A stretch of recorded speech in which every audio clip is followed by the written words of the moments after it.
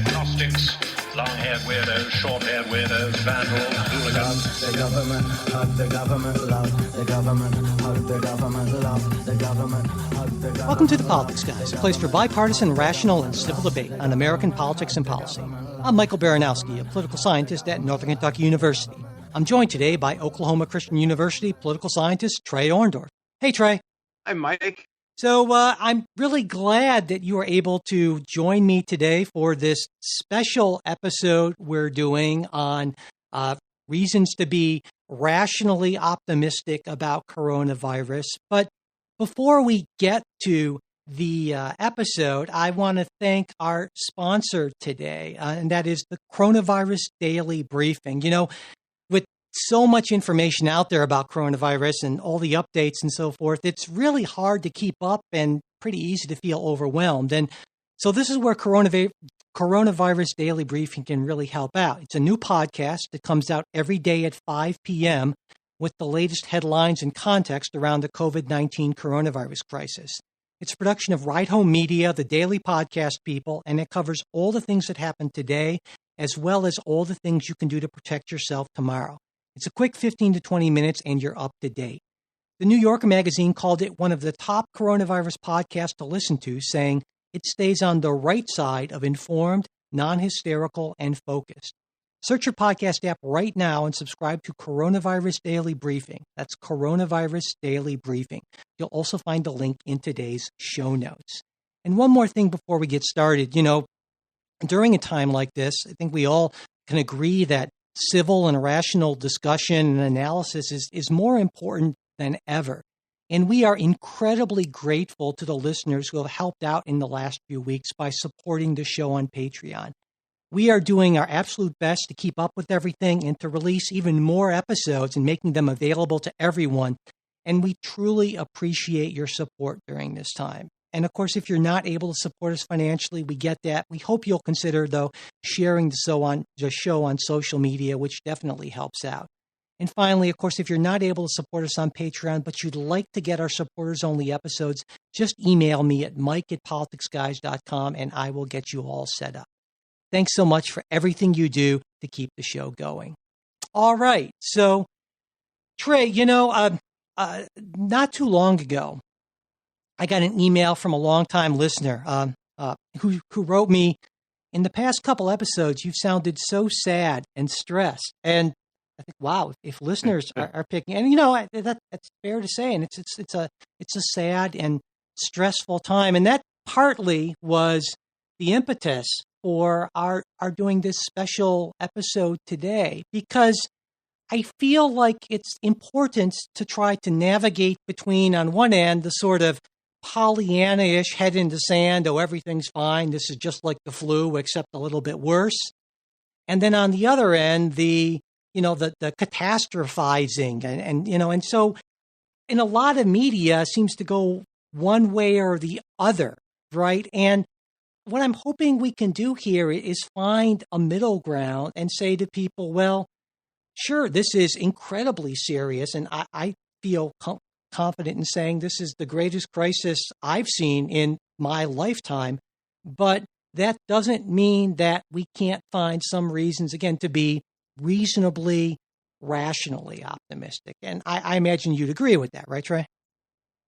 I definitely agree with that, and especially since when you're getting all your information from kind of traditional news sources, you have to recognize that they're for-profit businesses, and so they're trying to make money, and what makes money is the most clicks. And so I know that both of us, as being, you know, we introduce the show every week as being, we're political scientists, and I think a lot of times everybody kind of glosses over the scientist part, but a big part of what we do is try to understand the nature and the limit of making rational predictions. Yeah, absolutely. And, you know, when you mention that people are, from what they're getting from their media, it's very different. And there are some really intriguing differences between how sort of red and blue America are seeing all this. And I think there are a number of reasons for this.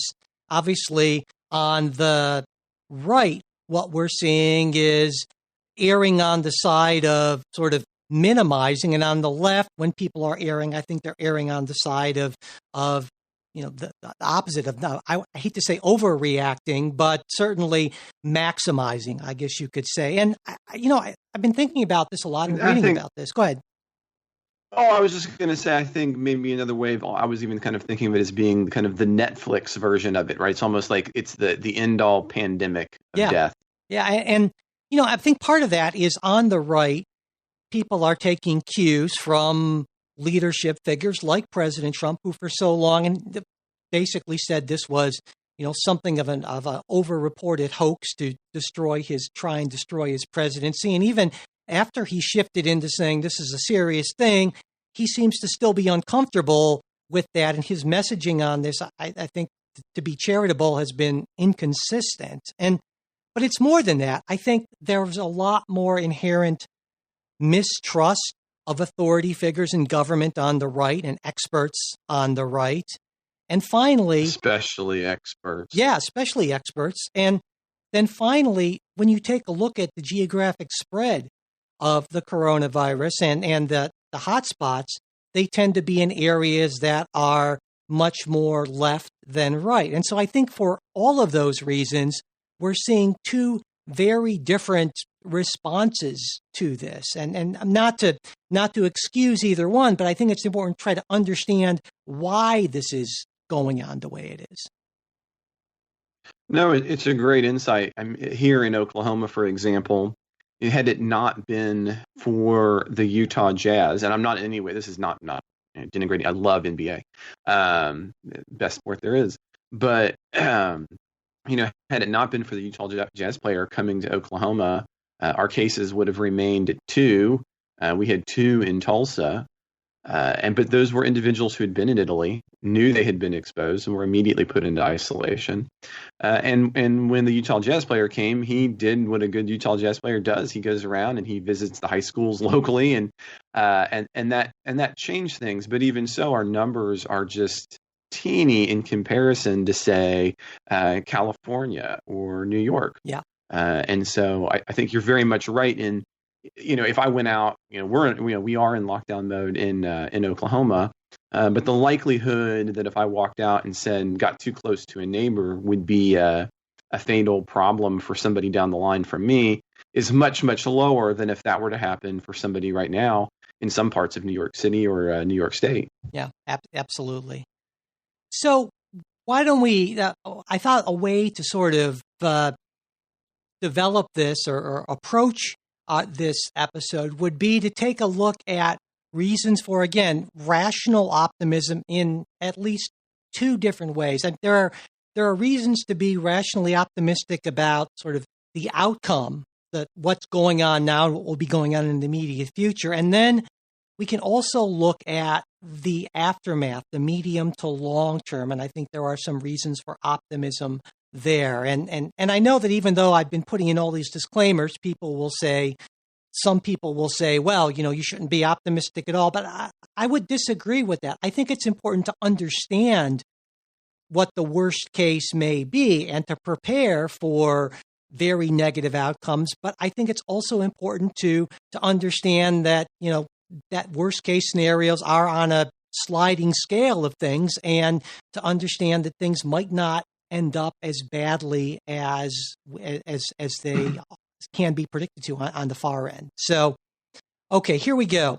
So first off, one reason to be rationally optimistic, and one thing I think to keep in mind is that the vast majority of the people who get coronavirus will recover.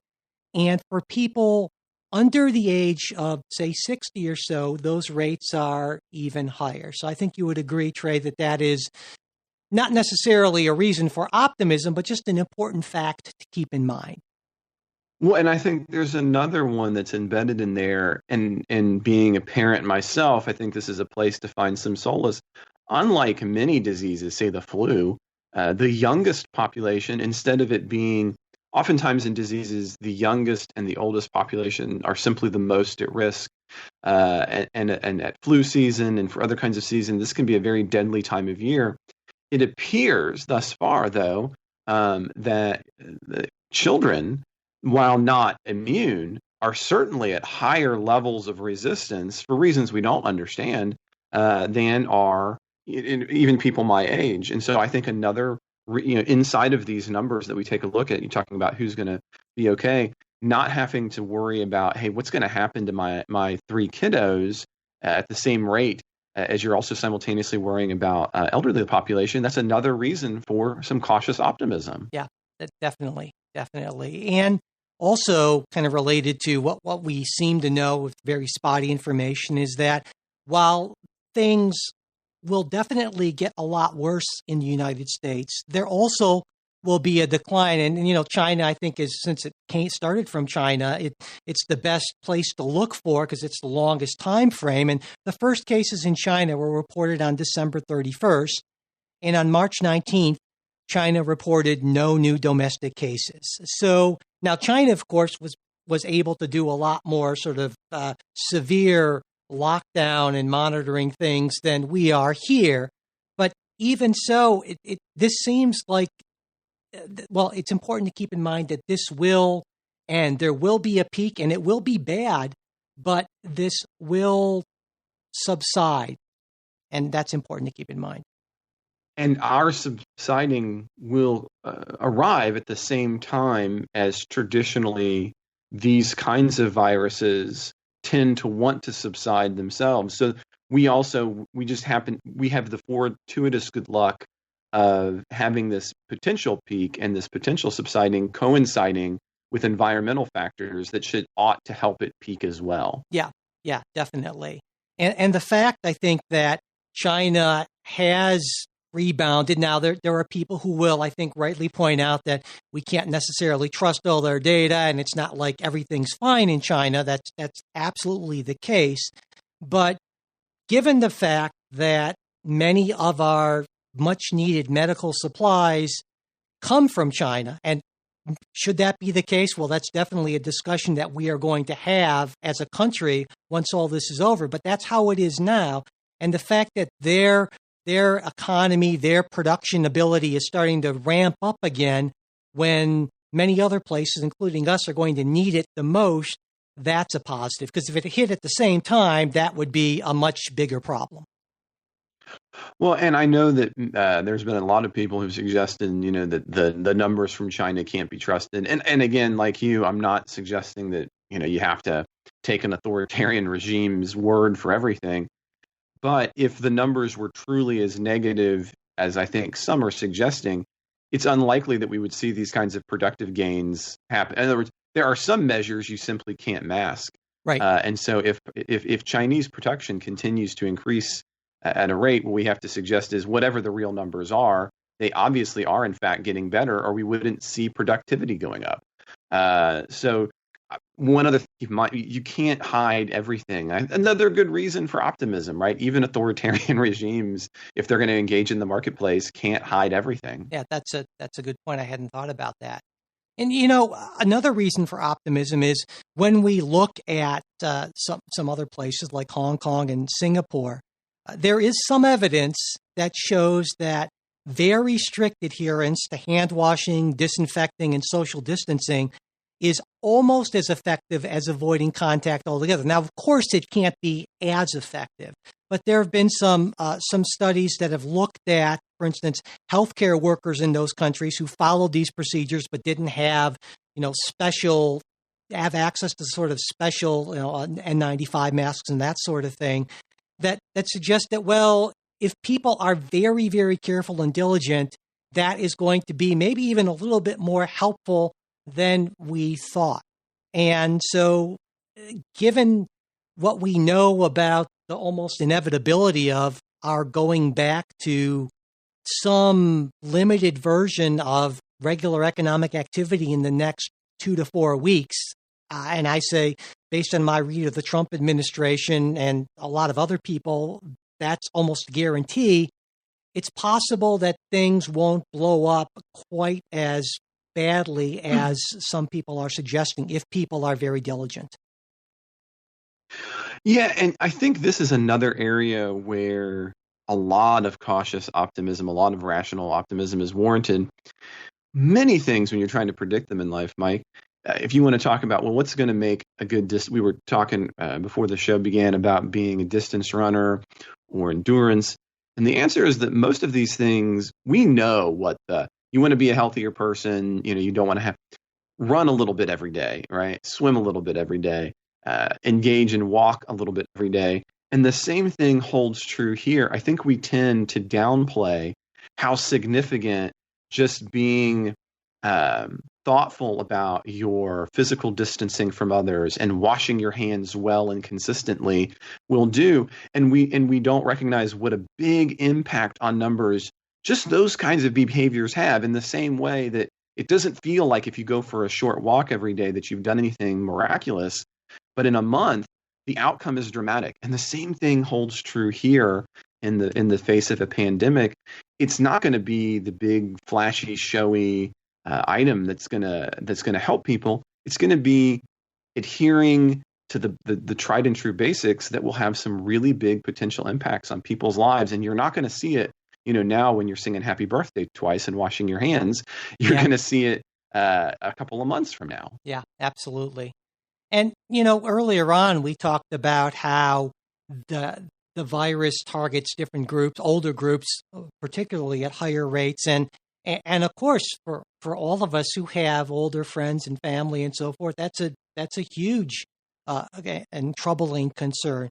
But when we think about the inevitable return to regular economic activity, that also means that it's probably going to be less hazardous to return to that, because the bulk of the workforce is not going to be in one of those higher risk groups. And so it may be possible to engineer a gradual return. And I know there's already some discussions about this based on age and risk groups, so that we don't end up, sending ourselves into another Great Depression type situation while still protecting public health. And, I get people saying that this is a difficult conversation. There are some people who resist having this conversation at all. And I guess I have a trouble with that, because it's a conversation we have to have. There are always risks. And so the question, we can't not have this conversation. The question we need to ask is,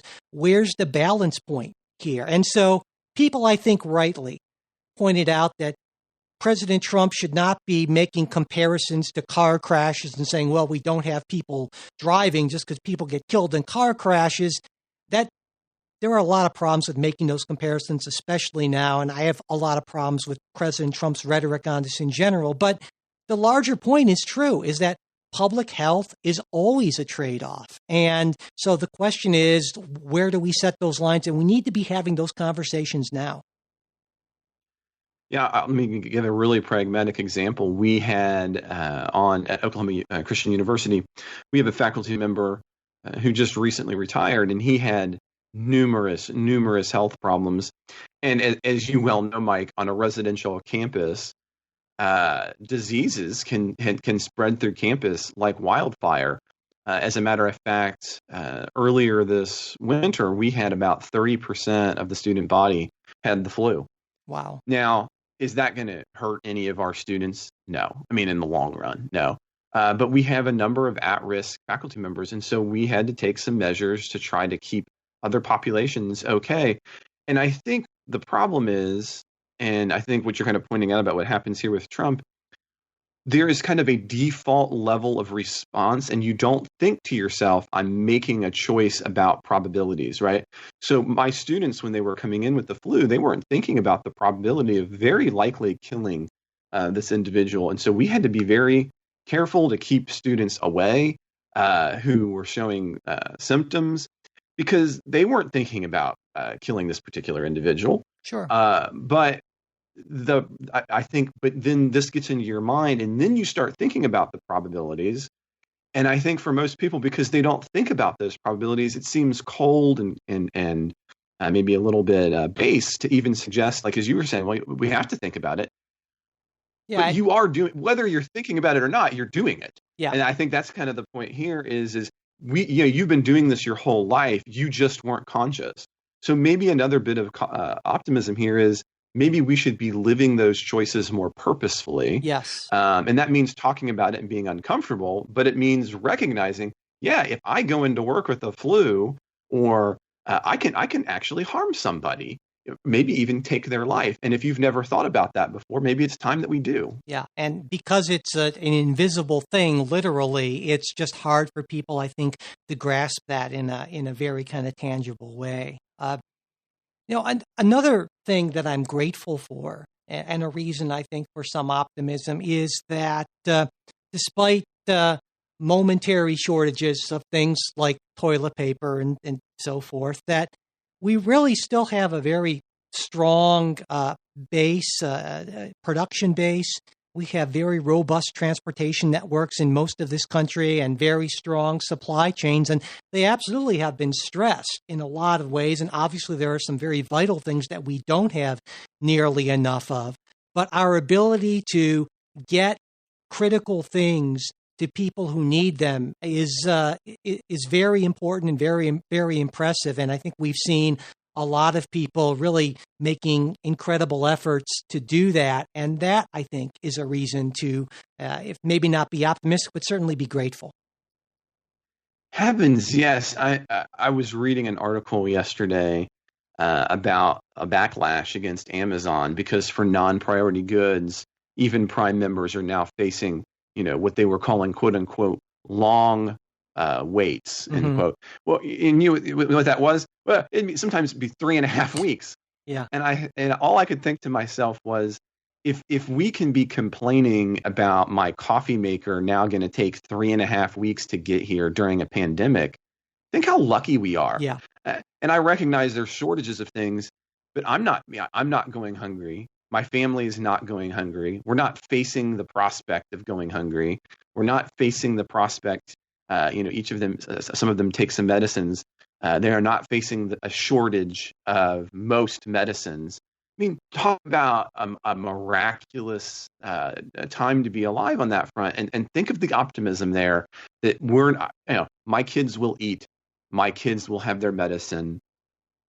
Okay, it takes 4 weeks. Like, let's put that in perspective. Yeah, and the other side of this, and this will be a little bit of a down note, but my wife is her area. She's a political scientist as well, as you know, Trey. Her area is international studies, and she's reminded me. Say, well, think about some of these mega cities in the developing world, where when this hits, and it certainly will, it's going to be slower to get there. There's almost no kind of infrastructure, at least certainly not to the level that we have here, and that has her incredibly distressed for those people, and that is an awful thing.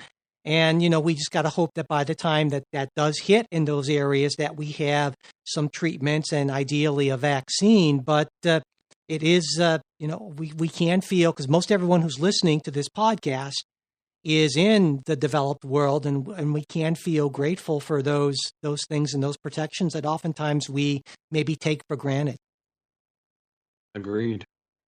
Also, I think, even though in the last few days, this may have changed by the time listeners you hear this, but there already has been a massive government economic policy response. I mean, the Fed has basically said that we are going to spend as much as we need, however many trillions we need, to cushion the impact of this. And there will be a bill, a monetary policy, a stimulus bill out of Congress. It's really just a matter of, is it going to be 1.8 trillion or 2. And there were certainly details, and it is distressing that it hasn't come out. But this will be a massive response that will have a very positive effect, that will make the economic consequences a lot less bad than they would have been otherwise. And we're not just talking about economic consequences, because, of course, these economic consequences also end up being public health consequences. So the more we can support people economically, the more that's going to have secondary effects of supporting their health and well-being. And that is a good thing to know, that that the Federal Reserve, and eventually in the next day or so, I imagine Congress will be acting on this in a big way. Agreed. Very much agreed. Yeah. And, also kind of along the same lines, This is, as you know, Trey, when we are faced with any kind of a big international crisis, when there's uncertainty in the world, what does everyone do? Everyone rushes to U.S. Treasuries, right? Because and what that means is that this massive spending that we're going to be doing, trillions of dollars, is going to be financed at extremely low rates. The last time I looked at 10-year Treasury bonds, which was like a day or two ago, and that's sort of that key benchmark safe investment, they're at around 0.8%, which is down from 0.7 this morning. Yeah, okay, they're 0.7 this morning. And previous to the months before the pandemic, they were around 1.8%. And that might not seem like a lot, but when you're financing trillions of dollars, that well, just think about your house for a minute. Wouldn't you take 2.5 over 4.5 any day? And that's just one. Mm-hmm. I mean, absolutely. And so I think that that is something important to keep in mind. And while we're talking about this, Trey, this is really more of an aftermath thing, but it's very closely related. You know, I think especially conservatives, when they hear numbers like $2 trillion in stimulus spending, that's scary. That dwarfs what we spent in the 2008, the financial crisis. And so I thought about how should we contextualize this? And, some people have been talking about this is the biggest crisis we've seen since World War II. And so I thought, well, maybe a way to contextualize the spending is in relation to World War II. And so that's what I did. And so here's what I found out. We did considerably more government spending as a percentage of GDP, which is the right way to measure it. So you're comparing apples to apples in World War II. At the peak of our government spending, this was 1943, we spent the equivalent today of $5.6 trillion in 1943. And that was also true to a lesser extent for 42, 44, and 45. Well more all of those years than we're considering spending right now in this current stimulus. And yeah, there was the big spike in inflation in 1946, went up to like 18%. But part of that had to do with the fact that there were wage and price controls that were imposed during the war that we don't have here. But even so, after 1946, if you take a look at the inflation chart, things went back down to normal pretty quickly. And so if we look at World War II as an example, we've done a lot more quickly for a much more extended time, and we've been okay. It's taken some time for sure. But to me, looking at that comparison, that is a reason to be optimistic. On that front, I can't disagree with you. And I, as a conservative, I'm sure, especially as a libertarian, you've got to have concerns about government spending. I mean, it's kind of what you guys do, right? It's what we do. Well, I mean, and this is maybe not is kind of outside the scope of the show. I think a big part of the question is what are you spending your money on? And and I think the big one, and we've talked about this on the show, is how do you budget for paying it off? But I think that you're putting it into historic context is useful for the context of what we're doing here, which is to say, how ought do I think? When you get to a certain level of numbers, it's difficult to say, well, what do those numbers mean? And I think one way to at least help everybody put them into that perspective, whether they want them to be as large as they are or not, is to compare them to other historic numbers. And so on that front, and in the context of what we're doing for this show, Mike, I think that's a really useful, and I had not thought about doing it that way, comparison. Yeah. Well, like I said, I was searching out this week for a way to try to put this in context. So this is just such an unusual event that I think that's probably the best comparison. Though, of course, World War II was multiple years, and we have every reason to very strongly believe that this will not be a multiple year thing, at least not COVID-19, though it's almost certain that we will have pandemics in the future. And also going to, this is an aftermath thing, but it's related, that there's no question that we are in a recession because we have done that purposefully, right? We've stopped big parts of the economy, but unlike our last major recession after the financial crisis, the underlying financial system and economic system is reasonably strong. And unlike with, say, World War II, it's not like the industrial base of the world is being damaged, destroyed by bombing and fighting and that sort of thing. And there's every reason to believe that this could be what economists call a V-shaped recession, meaning we go down super quick and then we pop up again fairly quickly. And that will have some pretty significant effects. I mean, for boomers who are thinking about retiring in the next year or two, that is almost certainly going to make that a tougher thing to do and maybe push that back a year or two.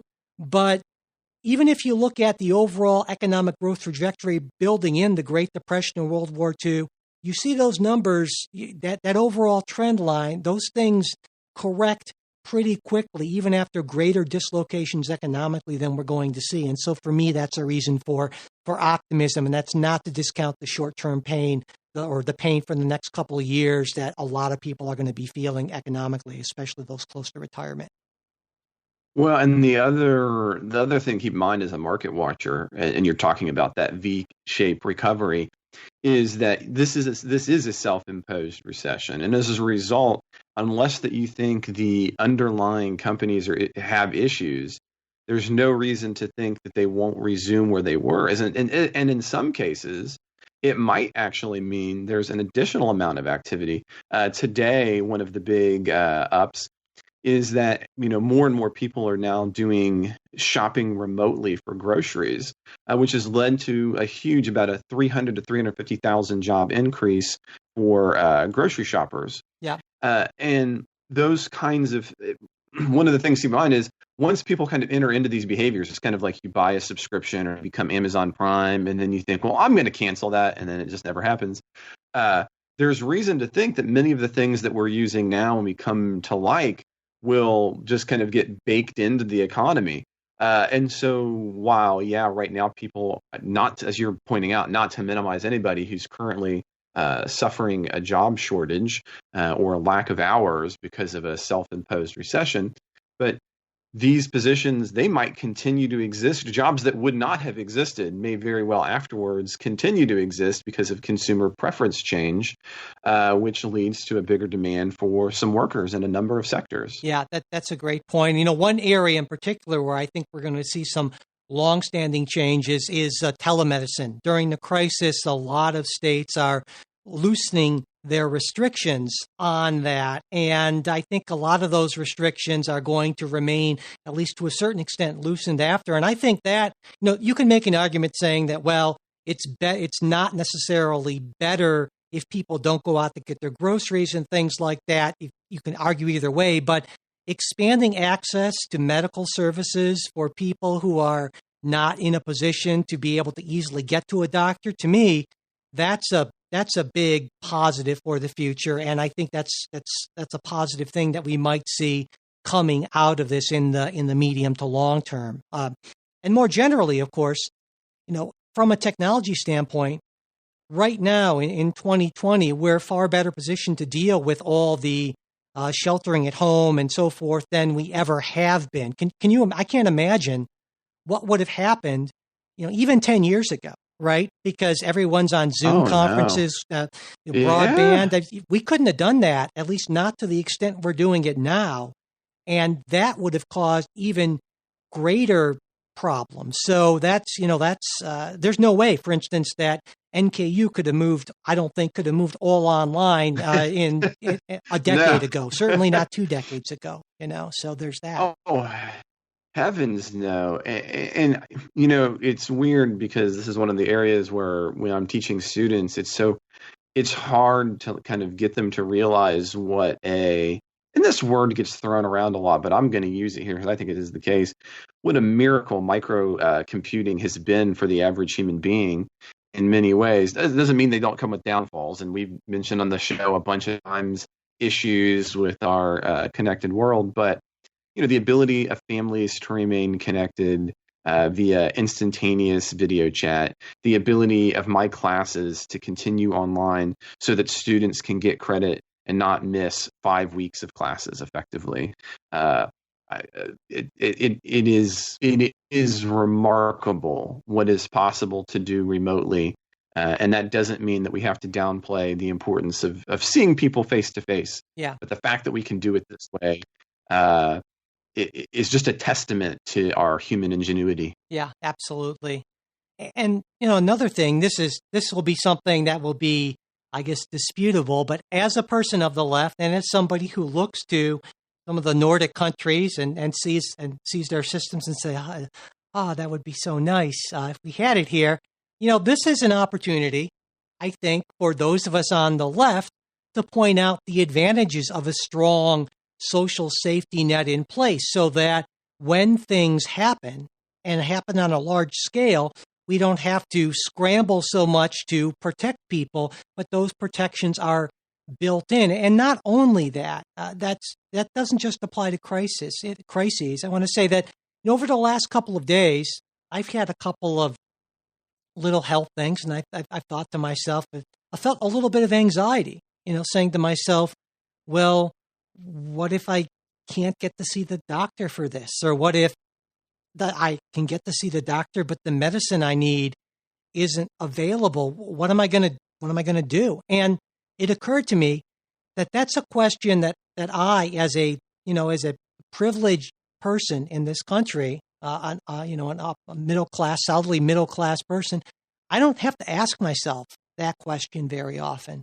But there are millions, tens of millions of Americans who live that every single day, coronavirus or not. And I would like to think that the experience of myself and so many other Americans now who've never felt that anxiety, at least not that much, that might make us everyone a little more willing to consider what it's like to live like that constantly, and maybe make us a little more open to trying to design systems so that people don't have to feel that as often. And if we can do that, I think that would be an incredibly positive longer-term outcome. Now, this might be the only one, Mike, where I think you might be too optimistic. I would like to think that this would be an opportunity to think about something like a universal reverse income tax or something as a possibility. But I think, anyway, we're trying to be optimistic, so I'm not going to say that, though. Well, I mean, again, I think that it's not something that's going to happen immediately. But I think how these things happen is, incrementally over time. All of a sudden, the idea gets introduced. More people start thinking about it. It goes from being crazy insane to being something that's, kind of out there. And then over the course of a decade or two, all of a sudden it becomes, why don't we do this sort of thing? And we've seen it on smaller levels. We've seen it actually happen pretty quickly with things like marijuana legalization and same-sex marriage. Now, the things we're talking about here are obviously a lot more financially difficult, and that's where it gets really tough. But it's not like this doesn't happen. Social change, political change does and can happen, and big events like this can make it easier. I won't disagree with that. And a longer term thing that I've heard, and I didn't really think about this until I happened across something about it. There was apparently an article by, I think, a psychologist who said one of her patients, clients, I don't know the term, came in to her and said, "My daughter said to me, 'Mommy, I like coronavirus because it means I get to spend time with you.'" And I thought, wow. But, the point of the article and the point the author was trying to make is Americans are an incredibly work-driven society. You take a look at our hours and compared to a lot of places in Europe and the rest of the developed world, and it's just nuts. And there's maybe the hope that people now spending time with their families and their kids will perhaps have a greater appreciation of, hey, this is what's really important in my life, and maybe I can work from home a little more often, or maybe I can find a way to spend time with my kids because, I'm not making the money to make the money. I'm making the money so I can have quality time with these people that I love and that matter to me. And if we can see even a minor change in that, I think that's going to be a very positive change for the country. Yeah, I'll actually I had a personal note on this front. I think that this, more than anything, as we start thinking about the aftermath, is something worthwhile. And that is, I think for a long time, Americans, the idea you were kind of putting it is that work-life balance, Mike. I think they've really lost sight of the truth that, your life isn't a bunch of bean bags you're trying to keep in the air, and you're trying to make sure that you're giving them all equal attention, and somehow the best of us are the ones who keep the most bags in the air simultaneously. I think we got to think about our lives in a more holistic way, and that's why I love that little story from the Wall Street Journal, because I think it tells to a deeper narrative that our work and our children and what we do, they're all part of our purposes, and that we need to think of ways that these intertwine with each other, right? And so a lot of times students will ask me, I think sometimes a little bit derogatorily, but I'll give them the benefit of the doubt, why are you a professor instead of, practicing in your field? And part of the answer to that question is I do the things that I do because I wanted to be able to incorporate a family into my life in a certain way. And so I had to make purposeful choices about, what I can and can't do in my life every day. And that's one of the reasons. I don't know what, NKU's policies are on this, Mike. But, one of the reasons I was very happy to uproot and move to Oklahoma was here at OC, we have an environment where there's my faculty kids are around all the time. I know all of the children from my faculty because they spend much of their day on campus and in meetings. We have meetings and there's kids with us because we're holistic people. And one of the things that I hope that we see in the aftermath of this is that workers push companies to recognize that we aren't a work person 50% of the time and a home person 50% of the time. We are human beings who work and have children and families all the time, 100% of the time. And I think that's a much healthier way of thinking about it than trying to think, well, how can I cut myself up and keep those pieces in the air? And if we can get that in the aftermath of this, if we can get real change, and I think that's going to come from people making demands of employers to say this is a different way to think about it. Yeah, definitely. I mean, political change without cultural change is kind of a weak thing, and I think we need more of a cultural change. There's a distinction I read about years ago, and I forget who coined it, but that distinction between the urgent and the important. And I think we so often get focused on the million little urgent things that have to do with our work lives, and forget about the few very important things that aren't urgent, like spending that extra amount of time actually really listening to say what our spouse is talking about, as opposed to trying to do that at the same time as we're doing some work, say, or the podcast, as I more than a few occasions am guilty of doing. And that's the kind of thing that, it sneaks up on you. And now all of a sudden, I think to a certain extent, the urgent has become the important, because now we're all really focused on the health and safety of ourselves and the people we love. And I know that most of that's going to go away because that's how human beings are. But if even a little bit of it can stay around, I think that's a positive thing, certainly.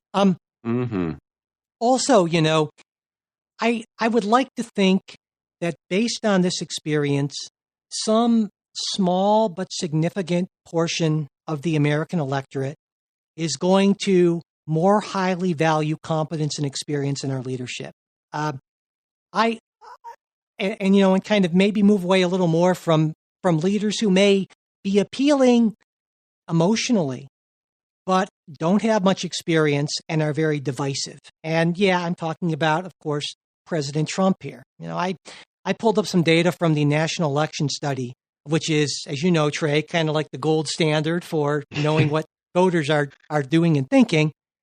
And there are around 6.7 million people who voted, according to this, Obama in 2012 and Trump in 2016. And I think this is maybe the group that a certain percentage of them might think, well, what, maybe I could reconsider what drew me to Donald Trump, and maybe reconsider not to say part of his message about people being left behind and so forth. I think that's an important, and important part of the message, but maybe somebody who tries to address those concerns, but somebody who has far more experienced, somebody who is administratively capable and who isn't just thrown into a job and who kind of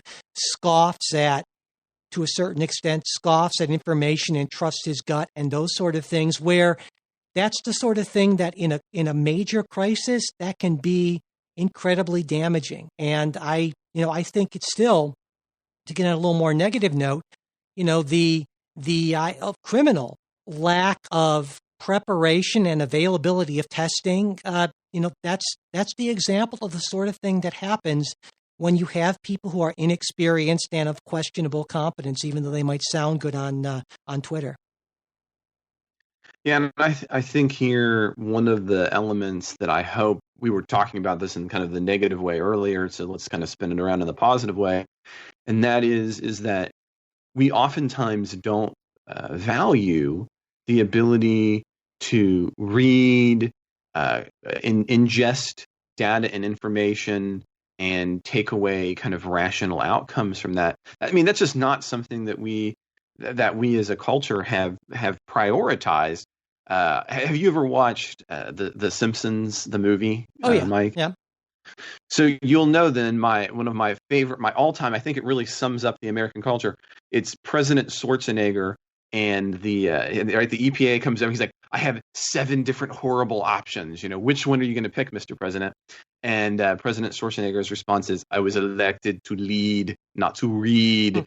And It cracks me up, but it's also disappointing, because I think it's a really great summation of our priority. We think that leadership means downplaying thoughtfulness, and that I hope more than anything as we get through this. I don't. It's expertise, but it's also a priority to put on people who are thoughtful consumers of information.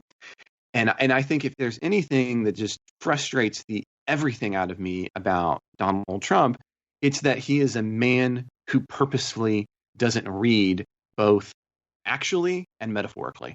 Yeah, and that goes to sort of fundamental psychological disposition, and that's not something you can change, especially after a certain age. And so it's not like the left or the right has a monopoly on thoughtfulness and open-mindedness and being responsive to data, but you can find people on both sides who are resistant to those things, and the current occupant of the White House is an example, unfortunately. One other thing, and this is a positive thing, I think, is that I'm fairly certain that after all this is over, there's going to be a reckoning of some sort. There's going to be hearings and all sorts of investigations, and incredible. But I think what that's going to set up is that is going to significantly strengthen our pandemic and disaster preparedness, because just as epidemiologists, virologists have said for years, this is coming, and they were right, they've also said that things even worse than what we are going to experience in the next year or so with COVID-19 will also almost certainly be coming. And all of a sudden, then you might be talking about, deaths and destruction that's an order of magnitude greater if we're not prepared. And I think that this experience, as awful as it's going to be, and it will prepare us from what I am sure will be potentially even worse things in the future. So, I mean, calling it a wake-up call, I don't mean to minimize it, because a wake-up call is more like this is like a wake-up call that's being knocked to the ground and beaten. But if it gets us more prepared for what's sure to come in the future, well, then that is also a positive longer-term outcome. Yeah, and I think that's one of the reasons for kind of putting forward a show like this, Mike, and being optimistic, in part, is to remind people that if we do the basic things right, and if things are less drastic than we might fear, it might be easy to say, man, I was really hyped up, that didn't happen. And so when and by it didn't happen, I mean to kind of put that in quotation marks, right? Just, in other words, it doesn't meet our worst fears. Then when this happens again, it might be easy to say, oh, well, that didn't meet my worst fears last time. Yeah. And therefore be caught in kind of a complacency because you you were too afraid this time. And so I hope one of the things as we kind of think about reasons for optimism is to say, look, if we do everything right, things will be better, not because they just happen to be better, but because of these reasons to be rationally optimistic. And if you don't meet your fears, then you'll be able to more rationally approach, I think, the next one as well. Because it's so easy in human behavior to think, oh, I was expecting, man, I thought the world was going to end and lava was going to come out of the mountains, I'm metaphorically, and it didn't. So I guess next one, maybe we shouldn't worry about it. And so I think that's another reason, as you're talking about, these future ones, to try to be realistically optimistic. Yeah, absolutely. Absolutely. And, it's hard to do. As you mentioned toward the beginning of the show, that the media pushes us away from this. And that's why I want to get into sort of at least a couple of the things that I'm doing to try to set myself in a rationally optimistic frame. So again, not to discount the badness, because there's plenty of that for sure, but to try to deal with the anxiety and stress and sadness that, listeners clearly have heard in me, and the anger as well, and to try to find a way to cope. And one thing, for what it's worth, that I found that's been very useful for me is to sort of be even more conscious about how often I consume news media. Because honestly, it's not like getting an update 5 minutes from now. I don't know in the last hour what Congress has done or what the president has tweeted. And because it's not going to matter, in my life if I know now or 3 hours from now. But it will make me more anxious if I keep on clicking and reading new things. And so what I have found is that turning off my news notifications and making a conscious effort to only look at news and social media like 2 or maybe 3 times a day, that's made a big difference. Because after this first hit, in a big way, I was checking all the time and my anxiety levels were just way up there. And one thing to keep in mind is we know that there's a link between stress and immune system response. So you are not doing yourself any favors physiologically by getting yourself, unnecessarily stressed out by constantly checking. No, as a matter of fact, this is my area, and I would suggest for listeners, and this is what I do personally as well, you don't have your phone ping you.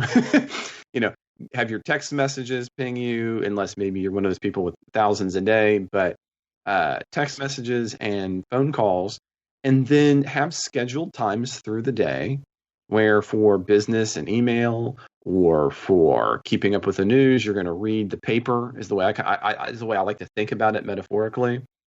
And so for me, I think that's a way to move forward. And we know, the research is there. Having your brain constantly hearing that sound is just like Pavlov's dog, and it takes your attention away from what you're doing. It takes your attention away from your family. It takes your attention away from your work when you're trying to get into deep concentration mode. And it certainly lowers your immune response systems. It makes it harder for you to sleep. And in a crisis like this, it does nothing to help you and everything to harm you. Yeah, absolutely.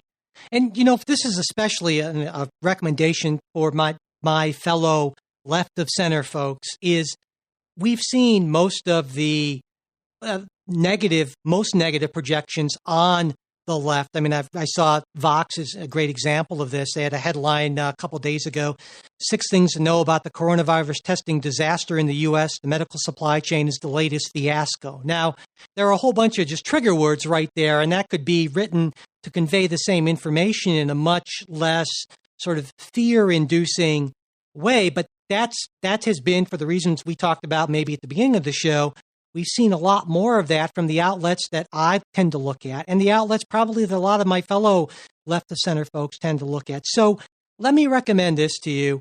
Is I know I'm not saying watch Fox News. You're not going to do that. I'm not going to do that, honestly, because I find it just awful for a lot of reasons. And talk about stressful. But there are some right of center outlets that are not insane, that we would think of them as insane, that are not sticking their heads in the sand and being what we consider completely irresponsible. And I would recommend putting 1 or 2 of them in your daily rotation just so you can get maybe a little bit more of a perspective. And there are a couple I'm going to recommend by name.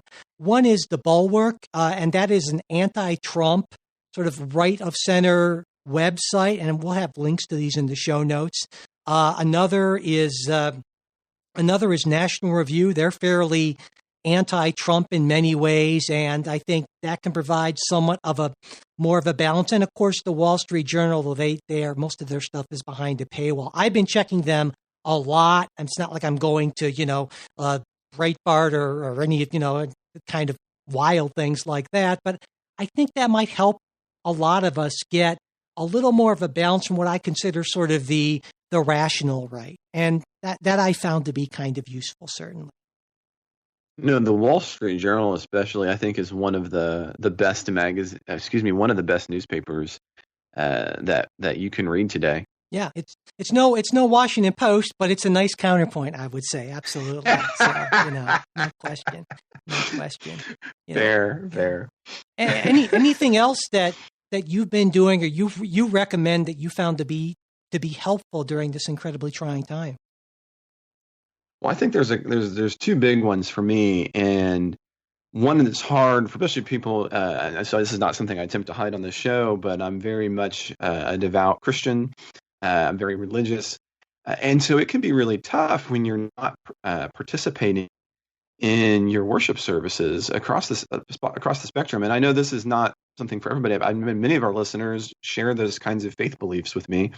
And so one of the things that we've done is that we have kind of expanded, my family, we've kind of expanded the amount of family worship that we do together.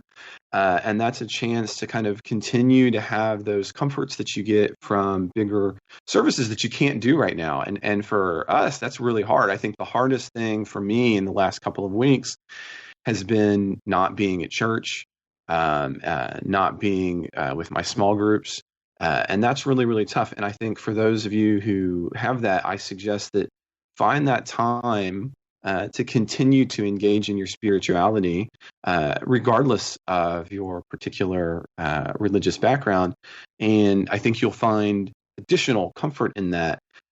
For me as a Christian, it's a reminder of these kinds of times as we pray and as we think that we don't have a guarantee about the now. We only have potentially peace in that final outcome. The other thing I've done, Mike, is I think many listeners know, is I love running. And so while all of my marathons have been pushed back either into the fall or until 2021, I don't run for the races. I race so that I'll run. And it's a chance to either be with your family and be out. What a great time right now to enjoy the outdoors. You have time, and you don't constantly, you don't have to always, being locked in doesn't necessarily mean you're just sitting on your couch and you're watching television and eating nachos.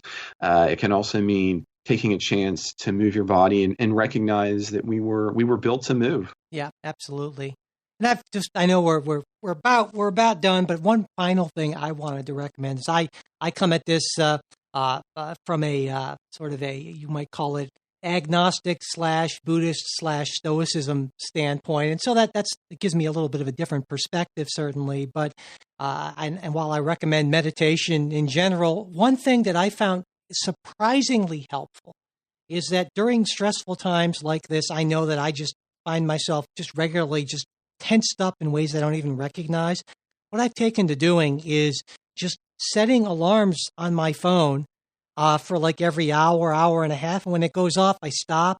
I take 3 deep breaths and just kind of stretch it only takes like a minute, but you'd be surprised at what a huge difference something totally little like that makes. And you don't have to go to a mountain or find a guru or anything like that. But wow, it's been super effective and it takes very little time. And so just something I want to recommend to folks. So anyway, we hope that this special episode has left you feeling at least a little more optimistic about things. That was our goal. And if it has, we always ask you to share episodes because that is incredibly important to get this out to more people so we can keep the show going, all that. But especially if you feel that this has had a positive effect in this tough time, we would really appreciate it if you could get the word out about this. We felt we wanted to do this because we wanted to make some sort of a positive contribution in whatever we could. And if you feel like we have,